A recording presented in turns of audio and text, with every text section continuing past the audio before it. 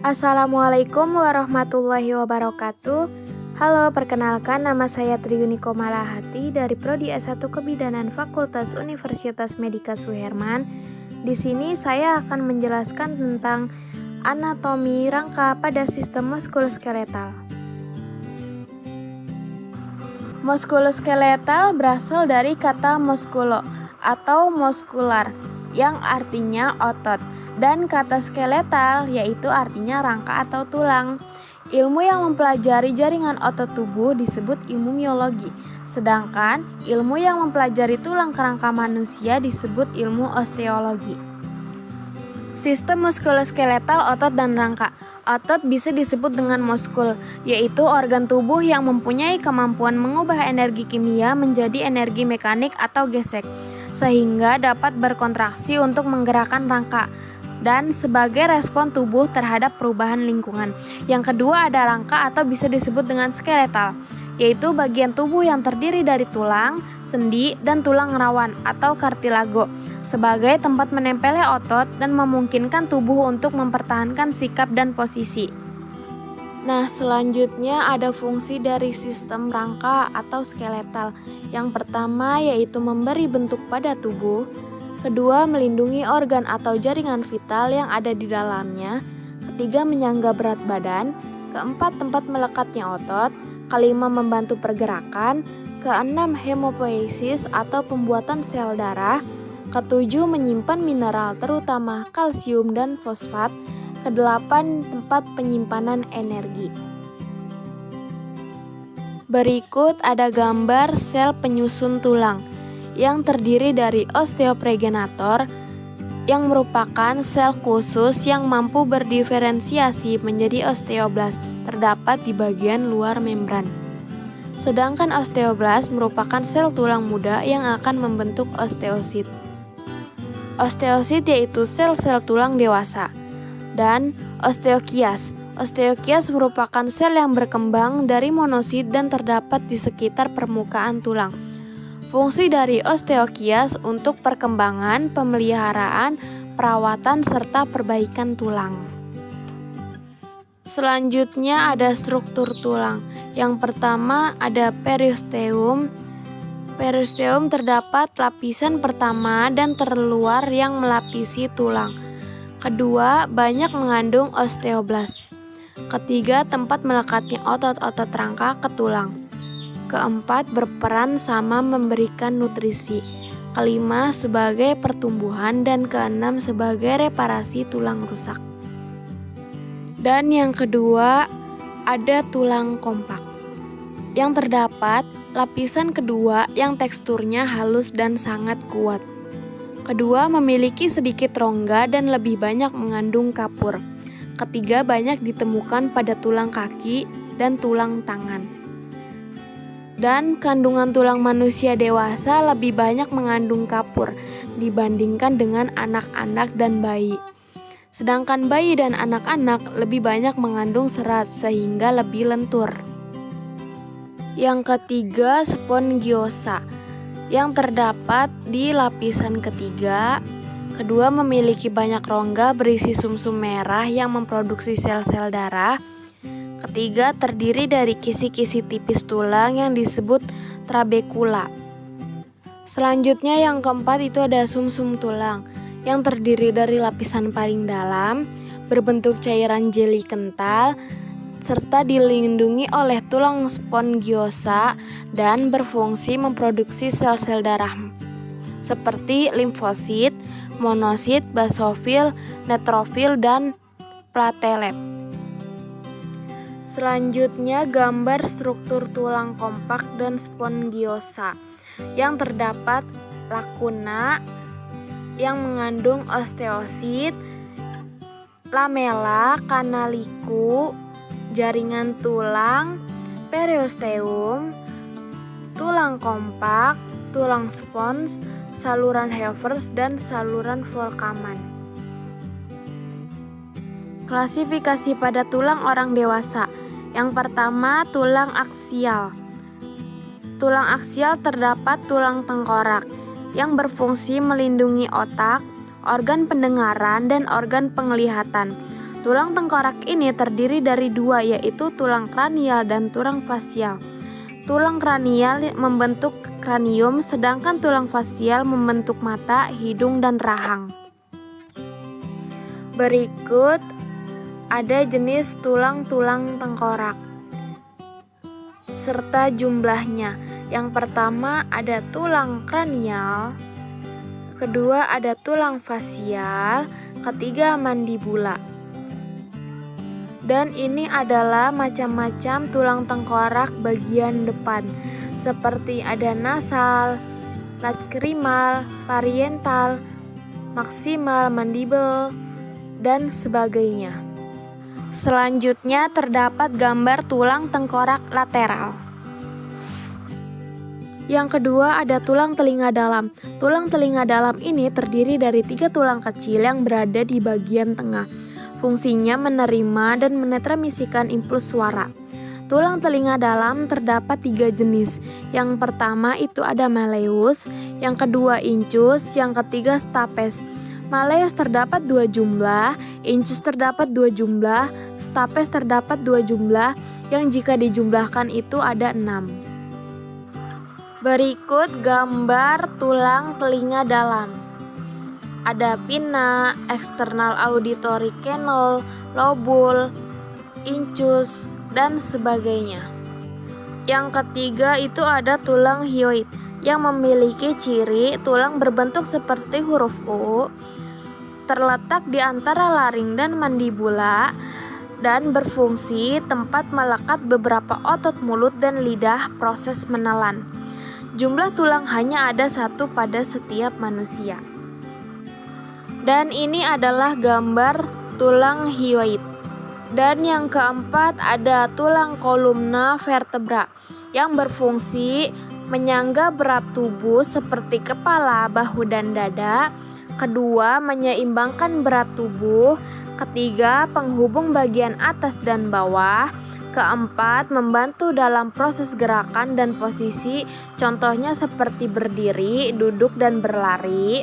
Kelima, tempat melekat ligamen, otot, dan tendon. Keenam, melindungi persyarapan. Ketujuh, menyimpan mineral. Serta yang kedelapan, memproduksi sel darah merah.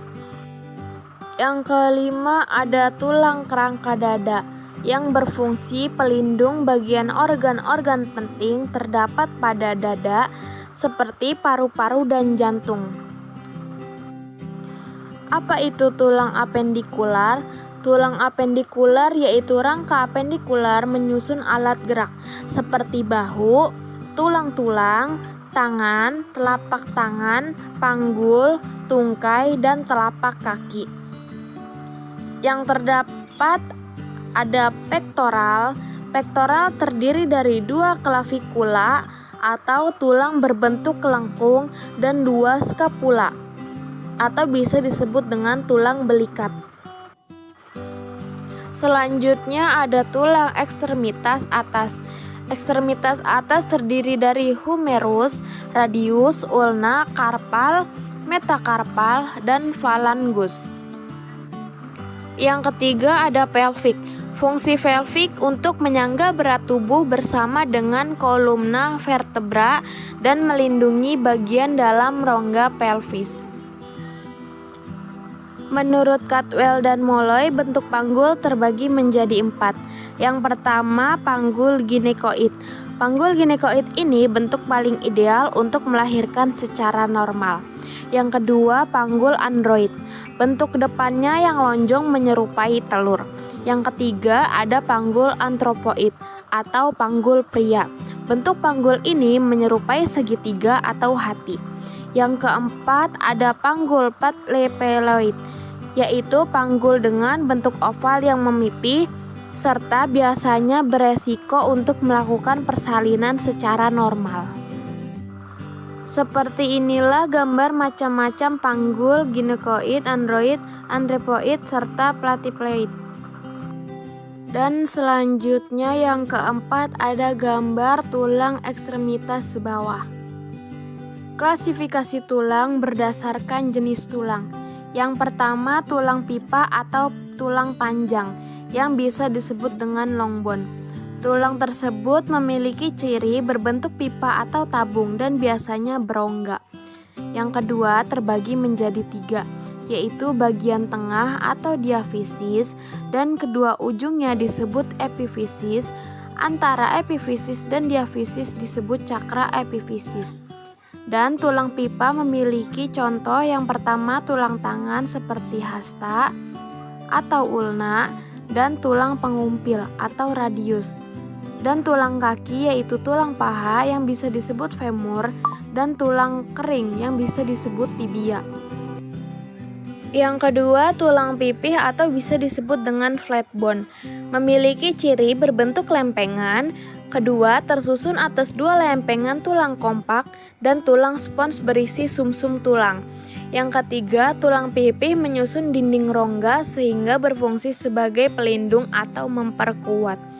Yang keempat, ada tulang rusuk atau kosta, tulang belikat atau scapula, tulang dada atau sternum, dan tulang tengkorak. Selanjutnya yang ketiga ada tulang pendek. Ciri tulang pendek yaitu ukurannya pendek dan berbentuk kubus dan dapat ditemukan pada pangkal kaki, pangkal lengan, dan ruas-ruas tulang belakang. Keempat, tulang tak berbentuk atau bisa disebut irregular bones. Tulang ini terdapat di bagian wajah dan tulang belakang. Selanjutnya ada hubungan antar tulang. Hubungan antar tulang artikulasi ini agar mudah bergerak dibutuhkannya sendi. Dan 3 jenis hubungan antara tulang yang pertama yaitu ada sinartosis. Sinartosis ini adalah sendi yang tidak dapat digerakkan karena tidak memiliki celah di antara sendinya dan dihubungkan dengan jaringan ikat keras. Sendi sinartosis ini dibagi menjadi 2 tipe. Tipe yang pertama ada suture, yaitu hubungan antar tulang yang dapat dihubungkan dengan jaringan ikat serabut ikat padat. Contohnya seperti tulang tengkorak. Yang kedua ada sinkondrosis. Sinkondrosis itu hubungan antar tulang yang dapat dihubungkan oleh kartilago atau hialin. Berikut gambaran jaringan ikat serabut, sinartrosis, sinfibrosis pada tulang tengkorak. Dan yang kedua ini ada gambar sutur atau sutura. Selanjutnya gambar sinkrodosis yang terdapat artikular kapsul, ligamen, dan lain sebagainya. Yang kedua amfiartrosis. Amfiartrosis adalah sendi yang pergerakannya sedikit karena dihubungkan oleh kartilago atau tulang rawan. Amfiartrosis ini terbagi menjadi 2 tipe. Tipe yang pertama yaitu simifisis. Simifisis yaitu sendi yang dihubungkan oleh kartilago serabut yang pipih. Contohnya seperti sendi antar tulang belakang dan tulang kemaluan. Yang kedua ada tipe sindemosis. Tipe sindemosis ini yaitu sendi yang dihubungkan oleh jaringan ikat serabut dan ligamen. Contohnya seperti sendi antar tulang betis dan tulang kering. Selanjutnya terdapat tulang panggul dan tulang betis. Tulang panggul terdiri dari spine, hilum, pubis, pelvic bones, dan lain sebagainya. Sedangkan tulang betis terdapat tulang tempurung, tulang betis, dan tulang kering. Yang ketiga ada diartrosis. Diartrosis ini sendi yang pergerakannya bebas karena tidak dihubungkan oleh jaringan. Contoh hubungan antar tulang yang bersifat diartrosis yang pertama ada sendi engsel, sendi pelana, sendi putar, sendi luncur atau geser, sendi peluru, dan yang terakhir sendi kondiloid atau elipsoid. Gambar sendi terdapat sendi putar, sendi engsel, sendi pelana, sendi geser, sendi gulung, sendi peluru. Dan berikut gambarnya, semoga mudah dipahami. Serta di sini tertera gambar diartrosis sendi-sendi. Bisa dilihat lebih jelas dengan gambarnya. Nah, dan selain itu ada juga gerakan-gerakan pada sendi. Yang pertama gerakan fleksi, yang kedua gerakan ekstensi, yang ketiga gerakan abduksi, yang keempat gerakan adduksi.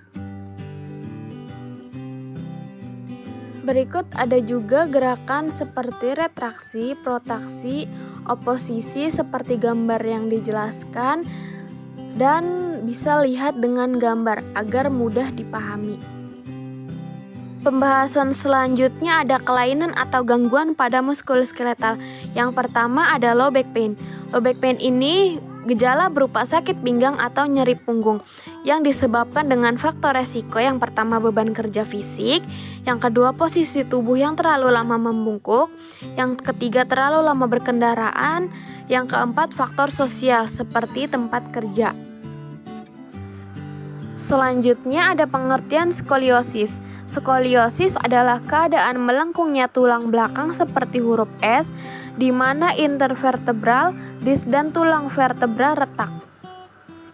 Yang kedua, pengertian spondylolisthesis, yaitu terjadinya pergeseran tulang vertebra ke depan sehingga posisi antara vertebra yang satu dengan yang lainnya tidak sejajar dan diakibatkan oleh patah pada penghubung tulang di bagian belakang vertebra. Yang ketiga ada ruptur. Ruptur terjadi karena pecahnya anulus posterior akibat aktivitas fisik yang berlebihan. Yang keempat ada spinal stenosis, adalah penyakit penyempitan pada sumsum tulang belakang yang menyebabkan tekanan pada serabut saraf spinal.